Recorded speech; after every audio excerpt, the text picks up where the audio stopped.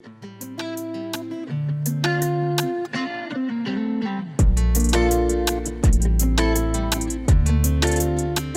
everybody. Welcome to the ZSB podcast. Today, our guest is Ariana Marquez. Ariana, could you introduce yourself and what your major is? Sure. Like you said, I'm Ariana. I'm a senior this year. Will be my fourth year at La Sierra. I'm in the business department as well as the honors program. My majors are marketing and accounting. I have an English minor. I was going to do Spanish for a year, but that got interrupted with COVID. So I'll be graduating this year with my accounting and marketing majors. Nice. And so where did you grow up? That's an interesting question. Every time people ask me that, I'm not quite sure how to answer because my dad's a pastor. So we moved around quite a bit. We actually did live 12 years in one place, which is pretty rare and unique for a pastor's family. So I would consider where I grew up Paradise, California, which that's the place where all the fires happened a few years ago. We were members of that community for a long time. That was pretty much my childhood. And then we moved to Massachusetts in my junior year of high school, I believe. And currently my family lives in Idaho. So I would say I grew up in Northern California, but I've definitely been influenced by all the other places that I've lived in throughout the years, for sure. Yeah.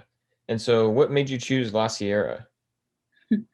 I actually, when I lived in Northern California, did not want to go to school in California. I wanted to move as far away from my family and my community as possible. I don't know why, but when we moved over to the East Coast in Massachusetts, I was starting to figure out what I wanted to do with my life. I think growing up in the Adventist community, especially in Paradise, it was a primarily like medical profession field.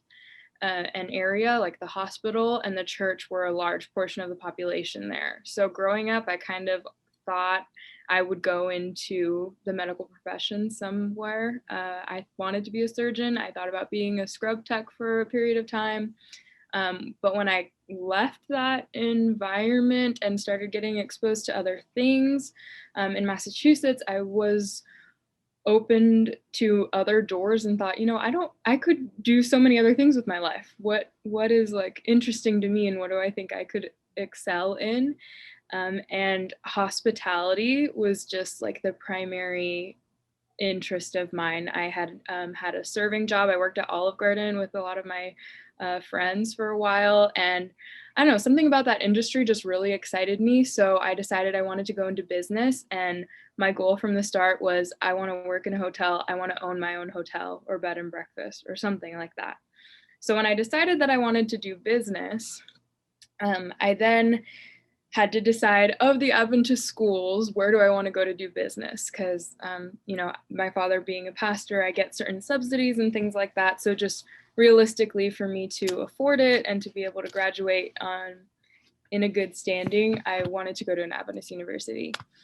And I don't remember how it was that I heard about La Sierra's business program, but I remember just comparing, I'll probably go to Walla Walla or La Sierra.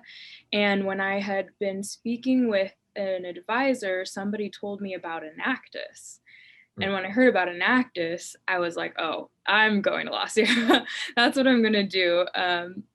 Because I had, service is also a huge part of my life because, I'm a pastor's kid. So I've been a part of, volunteering in church and, our family was one who wanted to be actively present for the church community as well as our other communities and mission trips. My own family does mission trips all the time to Mexico and places like that. So anyway, I was just excited. I'm going to be on this business path and I also get to have this fun experience where I get to do things beyond the classroom. And I had no idea what that was going to turn into. Now, looking back 4 years later, I had no idea what I was getting into. But yeah, I'm glad I chose La Sierra. I love it. Nice.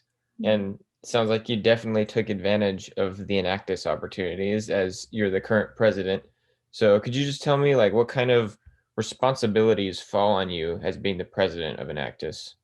Sure. I see my role, the most significant thing I can do in my position is to kind of set a vision for our team and set a standard for how we're going to perform and kind of the attitude that we approach people, whether it's people that we're working with in our projects, whether they're the benefactors or whether they're the donors, how we interact with each other on the team, and really just being kind of like that motivating, pushing force, reminding people why we're here, what our purpose is, and what we're doing.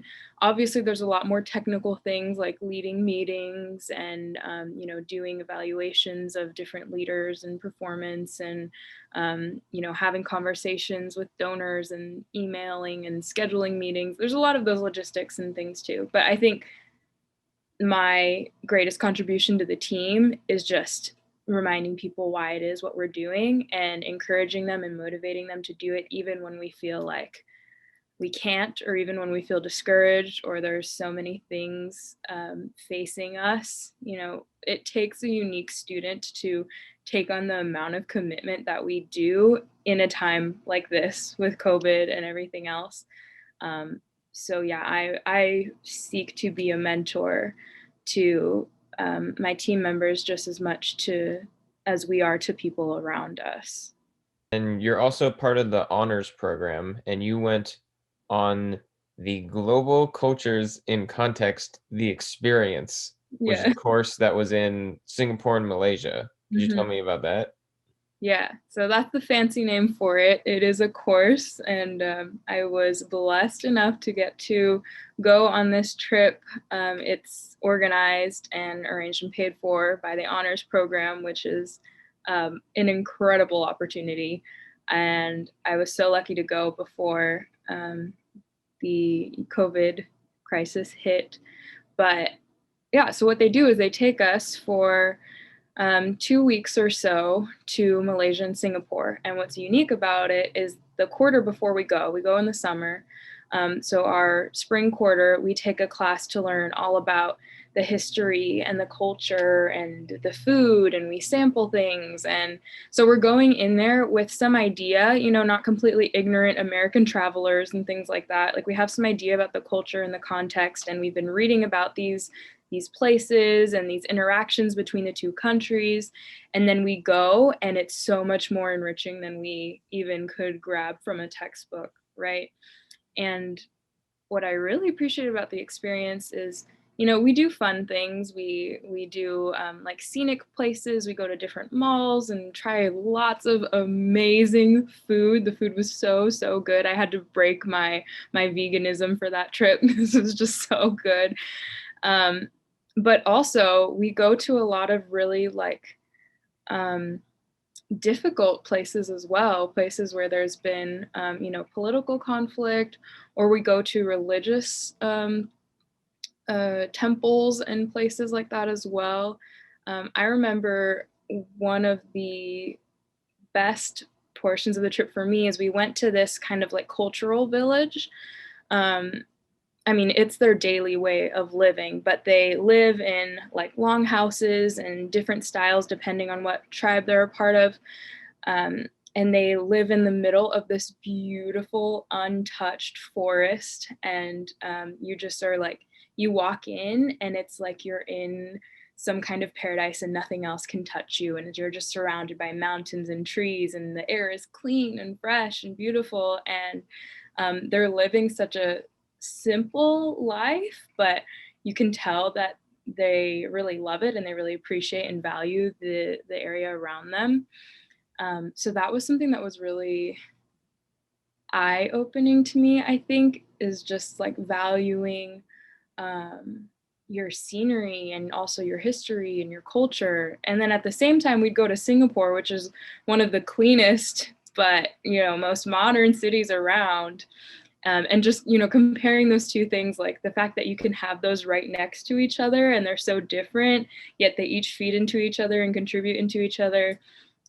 Anyway, I love travel. It's part of the reason why I want to go into hospitality. I hope that I can be constantly traveling and doing those things. And actually, after that trip, I was really convinced that I should do my master's program internationally, whether it's a hospitality program or something else.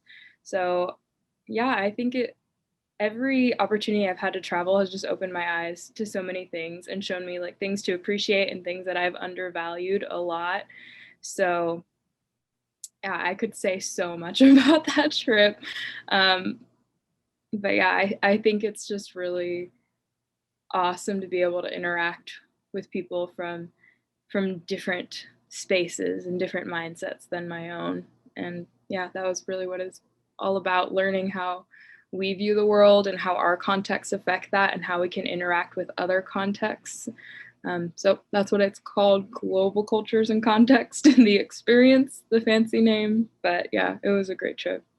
Yeah, that's incredible. And I think definitely right now with everything being online and kind of everyone just at their house, it's Mm, hard to remember that the rest of the world is so different. Even like other states are different than how we live here. So, yeah. absolutely. Yeah, I was in Idaho for the past 9 months. Talk about different world, man. It's like, it's so interesting. Yeah.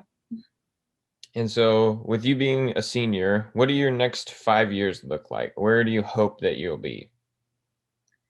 So, my immediate step once I graduate is I'm going to start working for Marriott.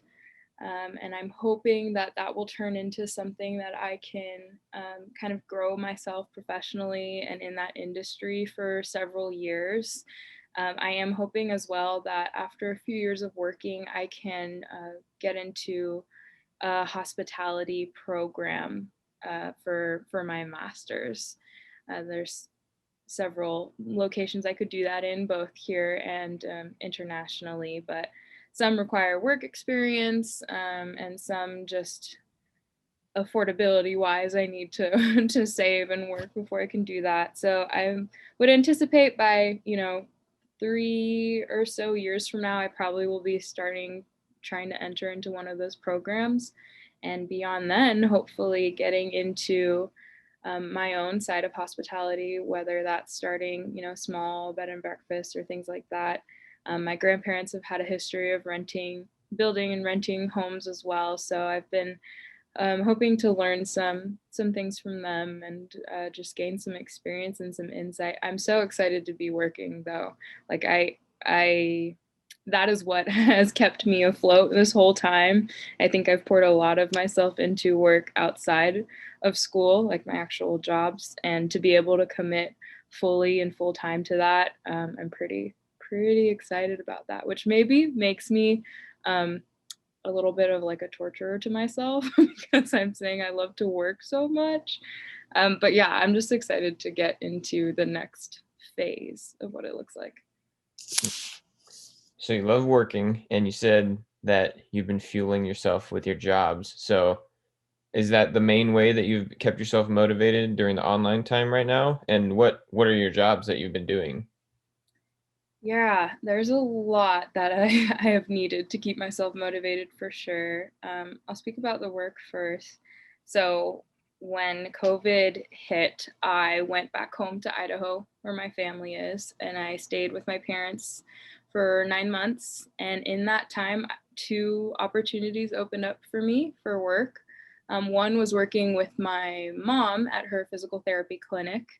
I started working as a receptionist there, which actually I didn't realize how much I needed a human interaction. So being able even to just like as a receptionist, just talk to somebody for a few minutes or offer them a cup of coffee or something, which I would make, of course, because they can't touch the drinks or anything like that. Um, that just really helped me carry through like those small conversations and things. And people in Idaho are so friendly.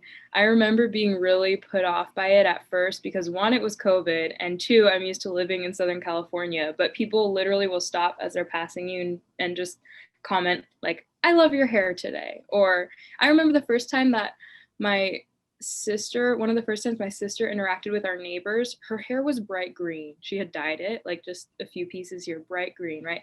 The neighbors come out, they're like, we love your hair. And we're not being like fake about it. We truly genuinely love your hair. It's great. And they walk by every day with their two golden retrievers and always stop and say something to us if they see us. So anyway, people coming in for physical therapy, which can be a little bit uncomfortable, and you know, some people can be kind of nervous about it. They're so happy and they're so friendly, and it really just kept me a little bit more lighthearted throughout everything.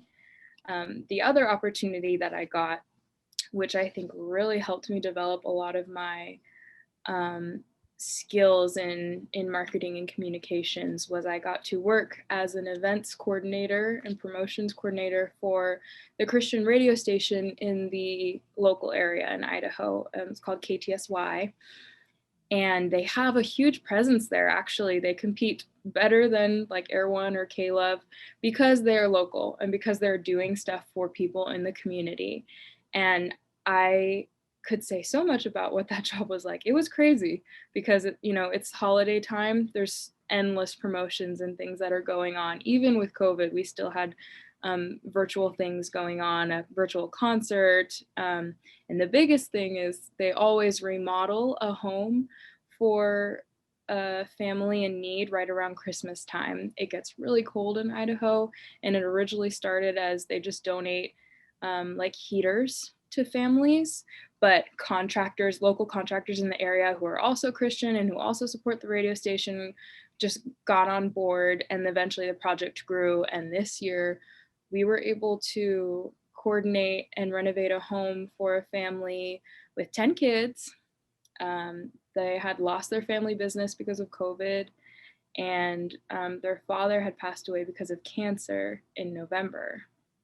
So they were going through everything you could possibly go through at this time. And um, I say this not to be like, look at what we did, but being a part of that experience really made me like, um, I'm a pessimistic person generally. I don't always like put that out for other people. I'm generally really pessimistic, but this whole process just kind of restored some of my faith in humanity, I guess you could say. Like so many people just selflessly coming together, not expecting any financial return or any praise or credit, to give this new family, like their home was, it's 10 kids, like from 1 years old all the way to 18 years old in Wow. this house. And it was, I mean, a single mom, you can imagine it's so hard to keep up with, right? So the house had a lot of work, and they completely, you know, people came in to do the yard, to put Christmas lights, to replace the roof, to do the gutters, to paint all the rooms, and to put in hard floors and new carpet. And there were gifts for the kids. Like we had thousands of dollars worth of gifts donated, that their living room was just overflown with Christmas gifts for all the 10 kids. And I just remember leaving after the whole thing was done that evening and just being like, one, I am so blessed. And two, people are so good. And I think it was so easy during COVID to just kind of get bitter and get angry. And it would have been so easy for all these businesses to say, we can't make it work this year. I'm so sorry. Like, COVID's hit us hard. But I think it just expanded the generosity. And all this to say, like, I think the thing that really truly kept me going during this time was other people. And not everyone can connect in the same way, right? We have to be virtual. We're doing this now in a Zoom call. And if we do interact with each other, we have masks on or something like that. But it's been a lot of small conversations and small moments, and people reaching out and checking in, or people being maybe a little bit more vulnerable with each other, that has really kept me going. And my friends and my family and those people, I'm so blessed that they, just small things that they did. And I think it also relates to my time traveling. Like I've had to learn, I haven't always appreciated, but I've had to learn to appreciate things and be grateful for things, even if they're small. You know, it doesn't have to be huge. Like I can be really grateful easily for huge miracles, right? Like you get a job, oh, praise God. But just small things like, you know, I got to have a conversation with someone for 5 minutes today, I'm grateful for that. Or, I got to take a walk outside today and it was sunny and it was warm. I'm grateful for that.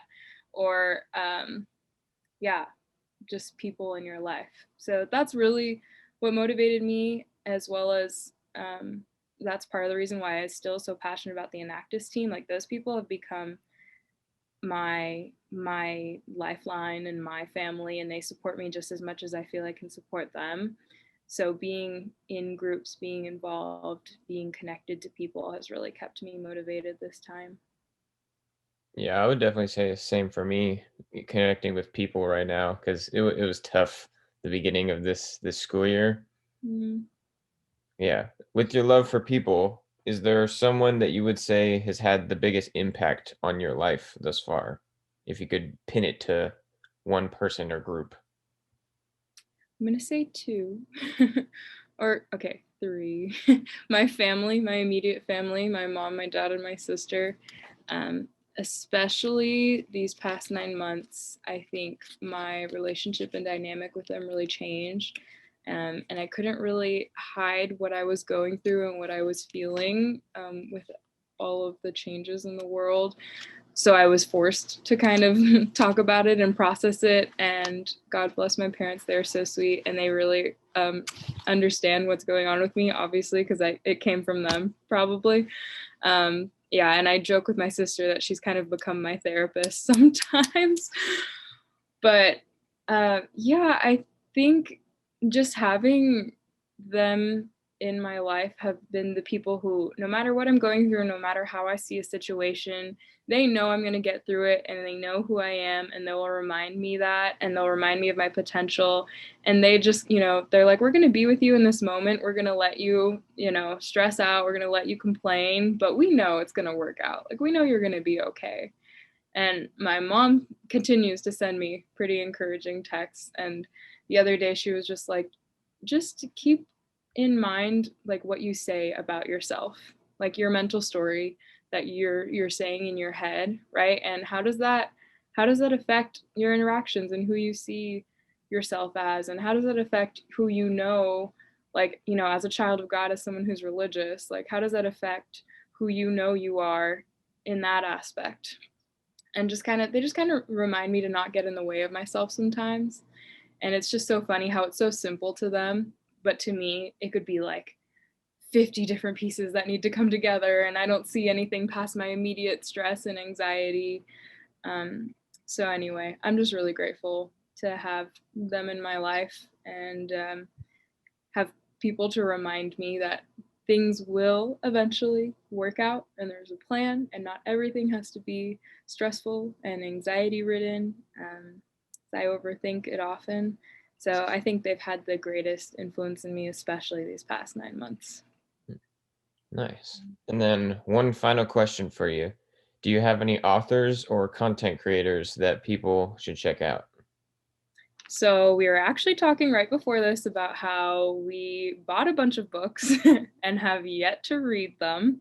So I will show you guys. I have my bookshelf over there. All those books I bought recently, I've only read about one or two of them so far. But I do enjoy listening to podcasts and audiobooks, especially recently, because I feel like I can just get some in uh, here and there when I have breaks in between classes and other things. So there's a few. Um, I'm a huge like personality type person. You can ask the Enactus team members. I will ask them, do you know what your Enneagram number is? Or do you know what your like personality type is? Or love language. So I've been getting into some books and podcasts about the Enneagram, if anyone else is interested in that kind of thing. The audiobook I'm listening to is called Road Back to You. It does take a Christian approach to it, but it goes through the different Enneagram types and what they are in their healthiest form and their less healthy form, and just kind of some I statements of like, as a six, I'm a six, by the way, as a six, these are some things that would characterize me. So that's been really interesting to go through. And then I want to read or listen to the next one, which is I forget the name at the moment, but it talks about like how the numbers interact with each other. And then I also listened to an Enneagram podcast called Your Enneagram Coach, which also takes a religious approach as well. Because I think they're super helpful, but it's also dangerous to only define yourself by a number, right? Or by a number or letter. So I appreciate those that are like, approach it as you also know that you are called and you are chosen and this is who you are anyway. And then I just started listening to, like just yesterday I started, so far, very good, Becoming, which is Michelle Obama's book. I started listening to that as an audiobook as well, which I'm enjoying. All right. Well, thank you very much for joining me today, Ariana, and thank you everybody for tuning in. Thank you.